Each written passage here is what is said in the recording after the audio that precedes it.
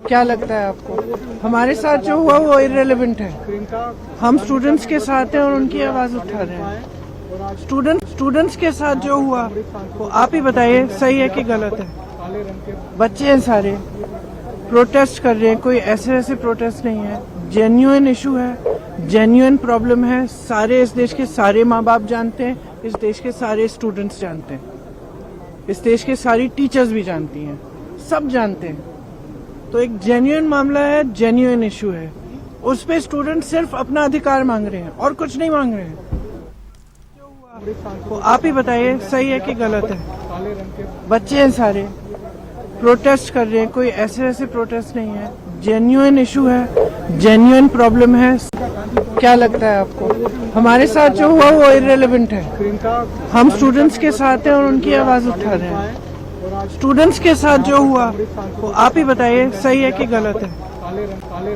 बच्चे हैं सारे, प्रोटेस्ट कर रहे हैं, कोई ऐसे प्रोटेस्ट नहीं है, जेन्युइन इशू है, जेन्युइन प्रॉब्लम है। सारे इस देश के सारे माँ बाप जानते हैं, इस देश के सारे स्टूडेंट्स जानते हैं, इस देश के सारी टीचर्स भी जानती हैं, सब जानते हैं।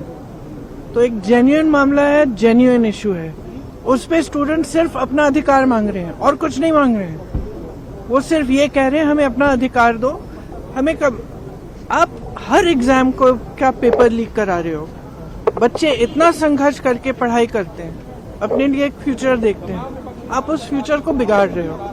आपने पूरी एजुकेशन बजट का क्या, आपने 1.4 लाख करोड़ पूरी एजुकेशन बजट है पूरे देश के यूथ के लिए, और अडानी जी और अंबानी जी को आप 16 लाख करोड़ आप मुफ्त में लोन माफी कर रहे हो।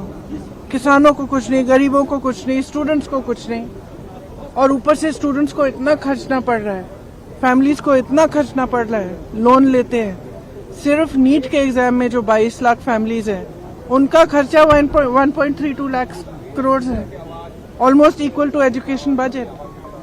तो स्टूडेंट्स की जेन्युइन स्ट्रगल है, जेन्युइन समस्या है। वो सिंपली कह रहे हैं हमसे बात करो, हमारे लिए सिस्टम, हमारा सिस्टम बदलो।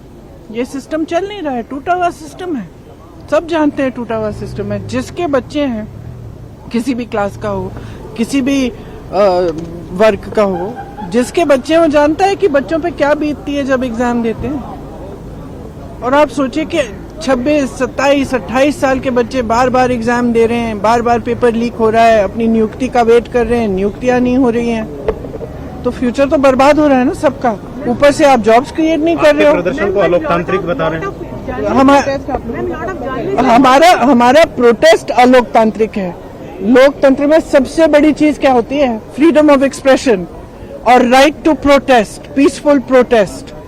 इसमें कुछ अलोकतांत्रिक बात नहीं है। अलोकतांत्रिक ये है जो यहाँ सदन में हो रहा है, जो सड़कों पे हो रहा है। सदन में आप चर्चा नहीं करते, एलओपी को बोलने नहीं देते, ऑपोजिशन लीडर्स को बोलने नहीं देते, वो बोलने के लिए उठते हैं, आप चुप कर लेते हो। स्पीकर साहब खुद कह रहे हैं कि मुझे सरकार से पूछना है कि आप लोग डिस्कस कर सकते हो कि नहीं। ये क्या है? ये लोकतंत्र बचा ही नहीं है, सिर्फ आप ही पूछ रहे हैं मैडम ये क्वेश्चन। पूरा देश जान रहा है कि कोई लोकतंत्र बचा नहीं है इस देश में।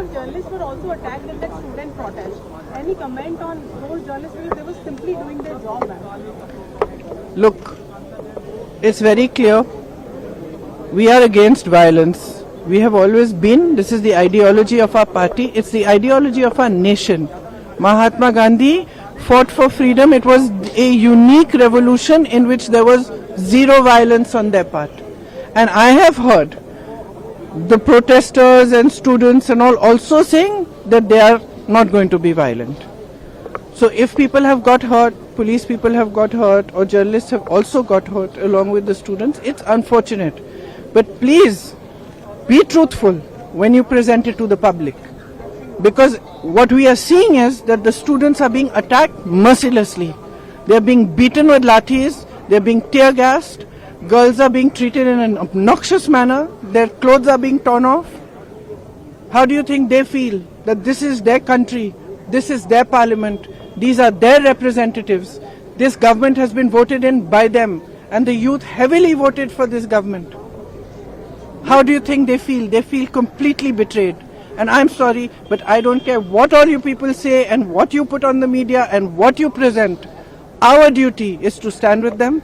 Our duty is to raise our voice in their support, and our duty is to fight for our democracy, and we will do it.